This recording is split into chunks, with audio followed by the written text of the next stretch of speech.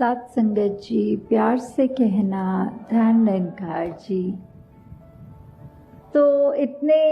जो भी अभी आज चाहे बालक के रूप में, बुजुर्गों के रूप में, बहनों के, भाइयों के, जिस रूप में भी, चाहे कविता, चाहे वो स्पीच थी और वो चाहे श्लोक बीच में बोले, चाहे गीत भजन थे,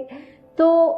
ये जो भी सारी संगत में हमने आज सुना है, तो यहाँ स्टेज से भी दासी जो बोल रही है वो तो वही भाव जो पहले ये बोल चुके हैं सारे संत, तो उसकी एक्सटेंशन में दासी थोड़े ही शब्दों में इस रूप में आपसे आशीर्वाद के रूप में ये कहना चाह रही है कि जो भी हमने आज सुना कि ये जो आत्मा है उसका इस निरंकार, इस विठल, इस परमात्मा, इस विश्वनाथ से जो भी हमारा रिश्ता है, उसकी पहले तो सबसे पहले बात जो पहचान करनी है कि हम दुनिया में आते हैं, पहले तो शरीर इतने बदल लेती है ये आत्मा कि ये आत्मा अपने आप को शरीर ही मान लेती है। तो जब तक इस मनुष्य योनि में आए हैं तो अपनी असली पहचान करने का ये जो सुनहरा मौका मिला है, इसमें हम अपनी असल पहचान कर लें। और वो पहचान यही है कि हम जिस परमात्मा की अंश हैं उस परमात्मा को देखें तो सही, अपने पिता के दर्शन करें। और भक्ति भी तभी शुरू हो सकती है जब इस परमात्मा के दर्शन हो जाए, और ये दर्शन करने संभव हैं। तो जब ये पहचान हो जाए, हमें अपना जीने का मकसद समझ आ जाए, तो फिर जीते जी भी हम कभी भी ये नहीं चाहेंगे कि जानबूझ के किसी को दुख दे या किसी के रास्तों में कांटे बिछाए, बल्कि मन उस तरह प्रवर्तन हो जाएगा जैसे किसी के हमेशा आंखों से आंसू पोंछने वाला जीवन बन जाएगा। ये उदास होठों को खुशियों द्वारा मुस्कुराहट भरने के जीवन में हम कोशिश करेंगे, प्रयत्न करेंगे।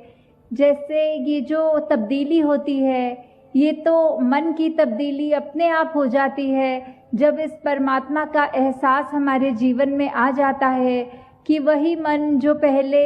सिर्फ चतुर चालाकियों में दूसरों को गिराने के लिए ही इच्छुक रहता था, अब वो मन निंदा भी सुनना पसंद नहीं करता।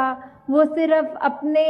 यही कोशिश करता है कि कहीं मनों में आग लगी है तो शीतल वचनों से, अच्छे कर्मों से उस आग को बुझाया जाए। तो जैसे ये जो ट्रांसफॉर्मेशन, ये रिफॉर्मेशन की बात होती है, वैसे विवेकानंद जी ने भी, हम सब ने ये घटना सुनी है कि उन्होंने एक बार कहा कि आई वॉन्ट रिफॉर्मर्स, तो सभी ने अपने हाथ खड़ा कर दिए, पर उन्होंने कहा कि बात पूरी ये है कि I want reformers who can reform themselves, कि किस तरह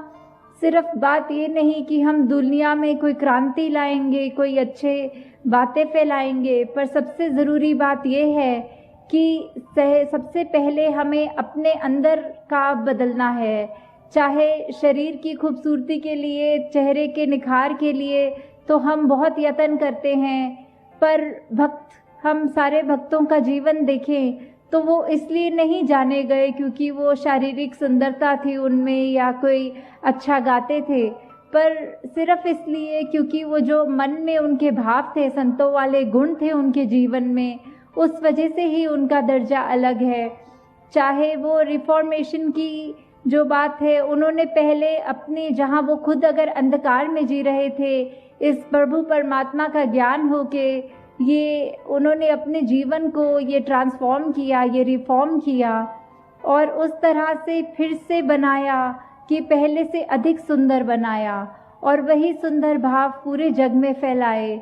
और ये भाव तब तक कोई अपने जीवन में नहीं उतार सकता जब तक वो भावों को समझा ना हो, ग्रहण ना किया हो, फिर ही वो जीवन में उतरते हैं। नहीं तो दिखावे के लिए तो थोड़ी देर के लिए कोई भी एक अच्छा इंसान बन सकता है, पर जिंदगी भर अच्छा बनने के लिए तो सिर्फ यही कि निरंकार प्रभु परमात्मा विश्वनाथ ही हमारे अंग संग है, हमारे अंदर है, बाहर है, हमारे सामने वाले इंसान में है, पत्ते पत्ते में है, डाली में है, तो पत्ते पत्ते में है, डाली में है। तो ये पहचान, ऐसे गुणों में हम अगर जिएंगे, अगर मन में करुणा और दया का भाव रखेंगे,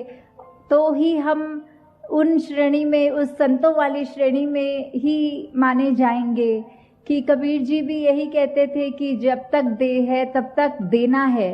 हमें क्या देना है? हमने अपने शरीर होते होते ही ये करुणा भाव है वो सब तक पहुंचाना है। ये प्यार, प्रीत, निम्रता, विशालता, ऐसे अनेकों गुणों को हमने सिर्फ अपने अंदर तक ना रख के उस पूरे संसार को कंफर्ट देने के लिए, आराम देने के लिए यत्न करना है। कि हमारी वजह से अगर कोई भी चीज़, किसी एक व्यक्ति का भी जीवन थोड़ा ज़्यादा सुखमय हो सके तो क्यों ना ऐसा कोई कदम उठाएं। तो आप सब संत यहाँ जो इस संगत रूप में, सत्संग रूप में आए हैं, तो साथ ही ये सेवा और सिमरन का जो हमें दात मिली है, वो सेवा भी वो जो हुक्म में रहते हुए जो चाहे किसी भी तरह से हमारी समर्था के साथ कर सके, मन में श्रद्धा रखते हुए, तो वही है। और सबसे उत्तम सेवा तो यही होगी कि हम अपने अंदर जो हमारी रोशनी है, इस ब्रह्म ज्ञान की दात जो हमने पाई है, हम ये ऐसी सेवा करें कि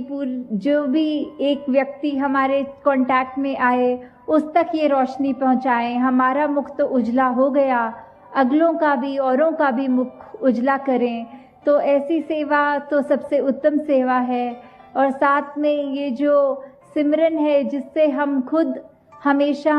उस चेतन अवस्था में रहते हुए इस निरंकार के साथ अपनी कनेक्शन को बरकरार रख सकते हैं। तो ये सेवा सिमरन सत्संग जब तक है तब तक ही इस निरंकार का, इस ब्रह्म ज्ञान का वासा हमारे मन में है। नहीं तो ये कब हम दुनियावी रूप में जिस तरह हम रहते हैं, तो जब तक हम ये भूल जाएं अगर एक पल के लिए भी, तो उसमें हमारा ही नुकसान है। तो हम दुनिया में आए हैं तो चाहे कोई भी उपलब्धि हमारी हो, हम अच्छे से अच्छे एक दुनियावी रूप में अपना जॉब करते हों, बिजनेस करते हों, वो सारी हमारे को मुबारक हैं वो अचीवमेंट्स। पर तब तक कि जब तक एक अच्छे इंसान नहीं बने, अपना असली मकसद पहचाना नहीं, तब तक वो सारी कामयाबियां होते हुए भी हम एक नाकामयाब इंसान हैं। और ग्रंथों में तो यहाँ तक लिखा है कि वो इंसान जिसने इस परमात्मा को पाया नहीं, वो इंसान तो जीवित ही नहीं है, वो तो एक मृतक है। चाहे उस तरह हम सांस ले रहे हैं, कोई डॉक्टर हमको मृतक घोषित नहीं करेगा, पर अंदर ये आत्मा की बात हो रही है कि अगर हमने अपने उद्देश्य को समझ लिया, प्राप्त कर लिया, इस जानकारी को प्राप्त कर लिया कि हम असल में कौन हैं, कहाँ से आए हैं, जीवन जी रहे हैं तो कहाँ जी रहे हैं, और एक बार जब ये आंखें बंद हो जाएंगी तो कहाँ जाना है। तो इन्हीं भावों से दासी और आपका समय नहीं लेगी कि किस तरह 2 हफ्तों से अभी बहुत सत्संग भी मिली और आपका आशीर्वाद भी मिला। उत्तराखंड में काफ़ी जगहों पे जो अभी नाम भी सुने थे कि इतने समागम भी हुए, भवनों पे भी जाने का अवसर मिला। तो अभी भी आगे जहाँ टिहरी और मसूरी की यात्रा है, तो दासी यही अरदास करेगी कि हम सब भी आगे से आगे जहाँ अपने जीवन को तो बढ़ाएं ही, बाकी औरों के भी जीवन में ये रोशनी का काम करें कि किस तरह एक अगर छोटी सी भी हमारी कंट्रीब्यूशन हो किसी के जीवन में सुख पहुंचाए, तो वो हमें करने में सोचना नहीं चाहिए कि हम अगर हैं संतान प्रभु परमात्मा की, ये हम जान चुके हैं, तो ये बात हर एक तक पहुंचाएं कि उनका जीवन भी सफल हो जाए। जिस तरह हमने ये जो शब्द अक्सर हम सुनते हैं कि जीवन में ही मोक्ष प्राप्त कर लिया, ये जीते ही मोक्ष प्राप्त कर लिया, तो ये सिर्फ जब जब श्वास हैं तब तक ही हो सकता है। और ये सुनहरा मौका जब मिला ही हुआ है तो इसका पूरा फ़ायदा उठाएं और इस ब्रह्म ज्ञान की दात को प्राप्त करके हम अपने जीवन को महकाएं, औरों के जीवन को महकाएं। साथ संगत जी, धार निरंकार जी।